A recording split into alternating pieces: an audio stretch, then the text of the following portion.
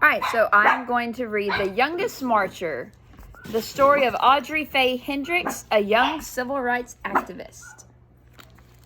And I'm excited about this one because I haven't heard of her, so I'm going to learn right along with y'all. Audrey Faye Hendricks, age 9, intended to go places and do things like anybody else. So when she heard grown-ups talk about wiping out Birmingham's segregation laws, she spoke up. When she listened to the preacher's words, smooth as glass, she sat up tall. And when she heard the plan, picket those white stores, march to protest those unfair laws, fill the jails, she stepped right up and said, I'll do it. She was going to jail. Audrey Faye Hendricks was confident, bold, and brave as can be, and hers is a remarkable and inspiring true story of one child's role in the civil rights movement. Can y'all please stop? Whenever Mike flew into town, Audrey and her mama cooked barbecued ribs, stewed greens, sweet potato souffle, and Audrey's favorite, hot rolls baptized in butter.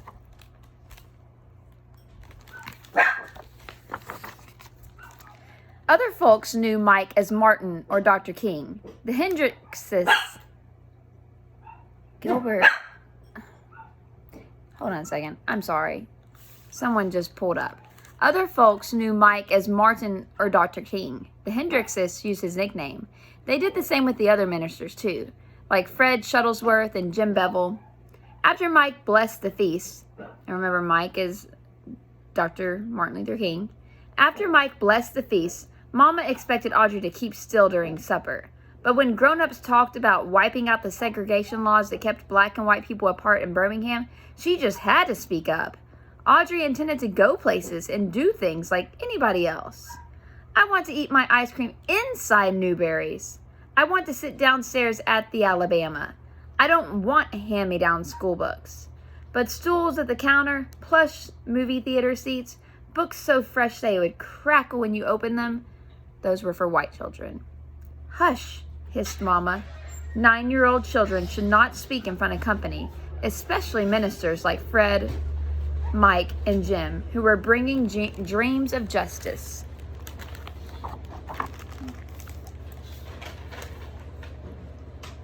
I know we talked about in class, but if you were not in on face-to-face, Martin Luther King Jr.'s name was originally Michael, so that's why he's known as Mike here. Audrey knew all about segregation.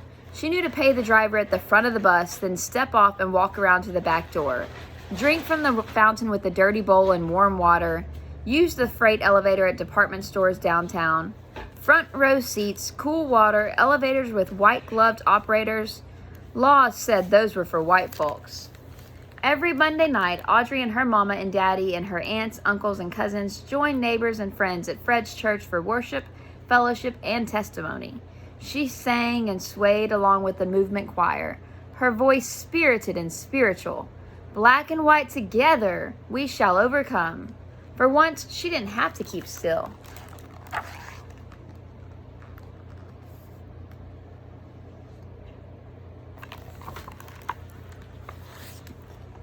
Then came testimonies.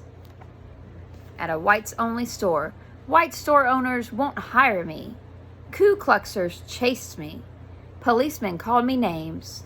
The hateful stories made Audrey squirm. She tried to tell her mama, "That's not right." Shh. How could Mama expect her to hush? She had to make things right. But what could she do? When Mike visited Fred's church, thousands of people crowded around her to hear him preach. In a voice as taut as steel cables, as smooth as glass, he intoned, "Segregation is morally wrong and sinful." That's true. Fired up, Audrey sat taller. "An unjust law is no law at all," he proclaimed. Audrey had listened to Mike explain his plan at her supper table and knew what he meant. If a law is unjust, disobey it.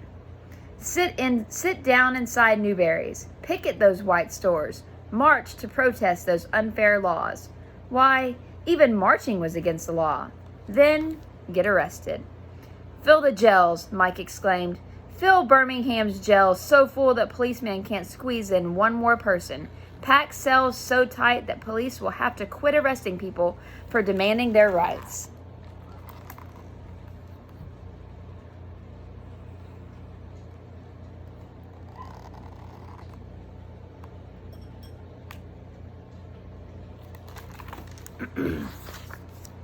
Audrey just knew Mike's plan would work. She twisted in her pew to see which grown-ups would walk down the aisle, volunteer for jail.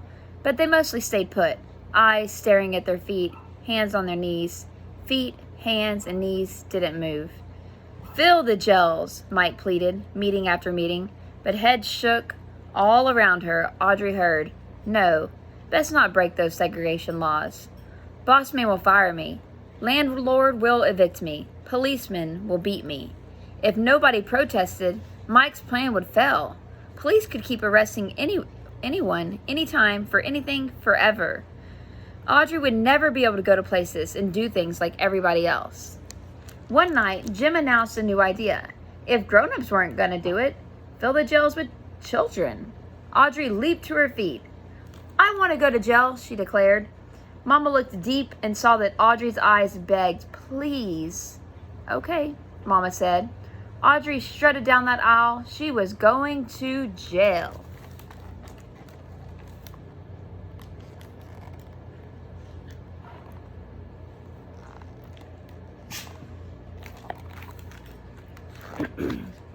Two mornings later, she put on a fresh-pressed pinafore and shiny Mary Janes with turned-down socks.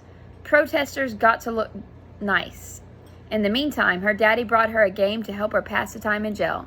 Her mama and daddy took her by Center Street Elementary to tell her teacher she'd be absent, maybe for a whole week. Miss Wills wrapped her arms around her. Audrey knew she was proud of her. She said goodbye to her grandparents. "You'll be fine," her grandmother said. She knew Audrey would be brave. So did Audrey. Then her mama and daddy drove her to 16th Street Baptist Church, where the children were gathering.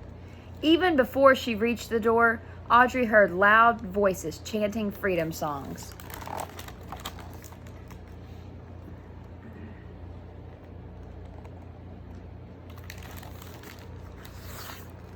Inside, hundreds of big kids called out to friends and crowded around signs for their high schools.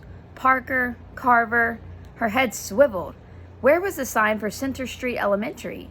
She was the only protester from her school, the youngest child in the whole church, and she knew no one. Audrey huddled by her parents in the basement.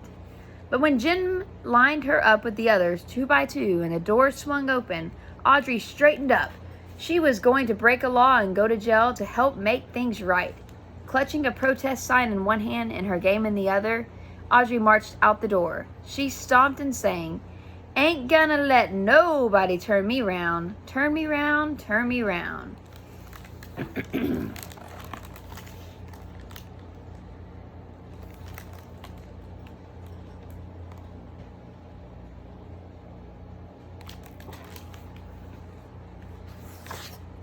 Half a block from the church, a white policeman stopped Audrey. He pointed toward a police van.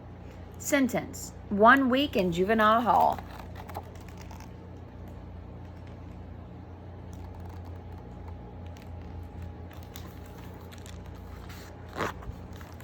A matron locked Audrey into a day room with 24 other girls, all older, all bigger, all strangers. Audrey sat down alone and slipped the cover off her game. "I told you to sit down," the matron yelled. Audrey jumped. She didn't remember standing up. The matron dragged her to a dark, empty room. "When I tell you something, you do it," she commanded, "or I'll leave you here."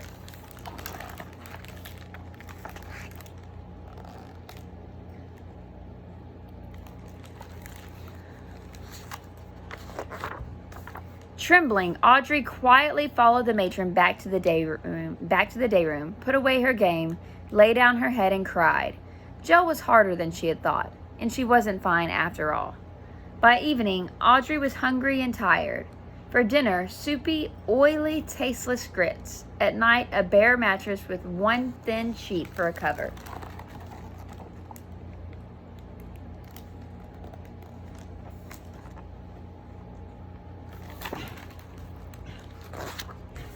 Audrey and her cellmates were led outdoors into an empty concrete pen surrounded by high prison walls. The older girls talked together. Audrey wondered what her classmates were doing. Miss Wills would be keeping them busy.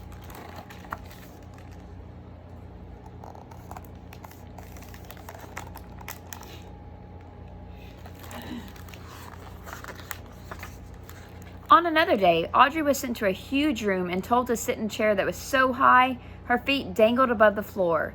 4 white men glared at her. She had never talked to a white man before. "Are you against America?" one demanded to know. "No, sir," she answered politely. "What do you talk about at those meetings?" another asked. "Our freedom." "Why did you march?"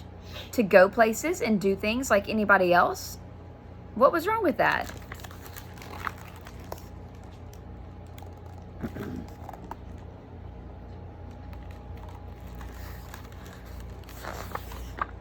Every mealtime, Audrey stared at greasy grits. She could barely spoon them into her mouth, let alone swallow them. Every night, the cot's wire springs jabbed. Every morning, she had nothing to do but sit alone with her game.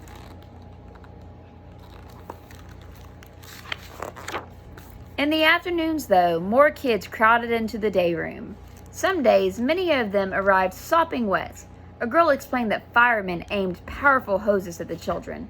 Surging water spun them off their feet and down the street.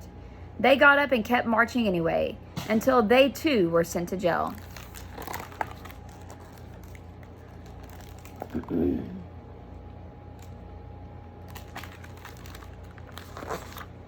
By Audrey's 5th day in detention, the police couldn't squeeze in one more person. "We filled up all the rooms! We filled up all the rooms!" Audrey practically jumped up and down. She was so proud. Watching television in the day room, she saw black people stroll straight into stores and restaurants like they belonged there. No one else could be sent to jail. Everything had changed.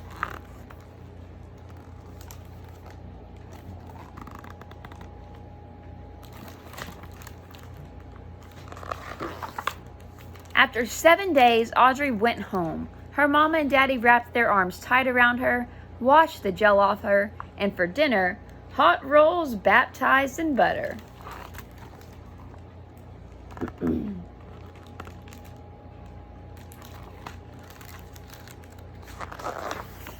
2 months later, the city of Birmingham wiped segregation laws clean off the books. Audrey licked her spoon clean at Newberry's counter like everybody else. Black and white together, like we belong.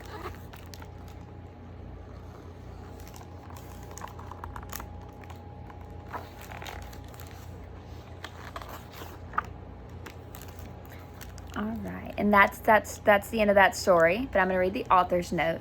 Author's note: every day, Audrey Faye Hendricks spent in jail. Her mother, Lola, called someone she knew there to make sure her daughter was safe. The day after her release, Audrey returned to Miss Wills' class. She didn't tell her classmates about marching or jail, though. "It didn't dawn on me that it was a big deal," she said, but it was. Audrey was one of more than 3,000 children who were arrested in Birmingham, Alabama in May 1963. The Children's March, which was planned by Reverend James Bevel, Reverend Fred Shuttlesworth, and Dr. Martin Luther King Jr., affected not only Birmingham, but America. That summer, young people held protests in nearly 200 cities.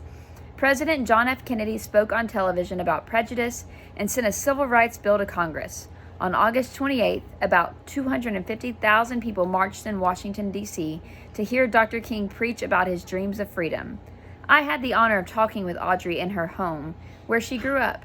She showed me the table at which Dr. King blessed their meals and the upright piano where she practiced singing civil rights songs, including "Ain't Gonna Let Nobody Turn Me Round." Audrey told me that she remained an activist afterwards. She volunteered to integrate a high school, enrolling as one of its first black students.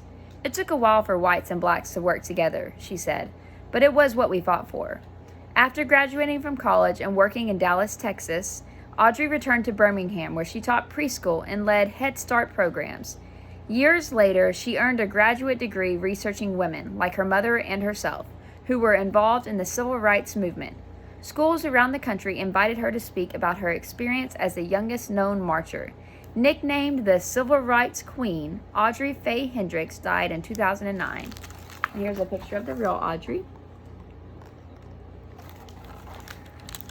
Let's see. So we have a timeline here. 1944, Birmingham, Alabama adopted racial segregation ordinances that declared it unlawful to conduct a restaurant at which white and colored people are served in the same room, and for a Negro and a white person to play together. So in other words, it was unlawful for them to sit together or play together. June 4th, 1956, Reverend Fred Shuttlesworth began holding weekly church meetings to plan integration of schools and facilities in Birmingham. That's 12 years later.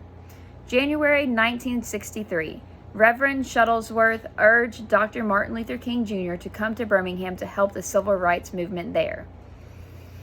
April 1963, Dr. King discussed strategies with many people, including the Hendrickses. He called for nightly mass meetings and asked volunteers to picket and sit in at segregated stores and restaurants so they would be arrested and fill the jails.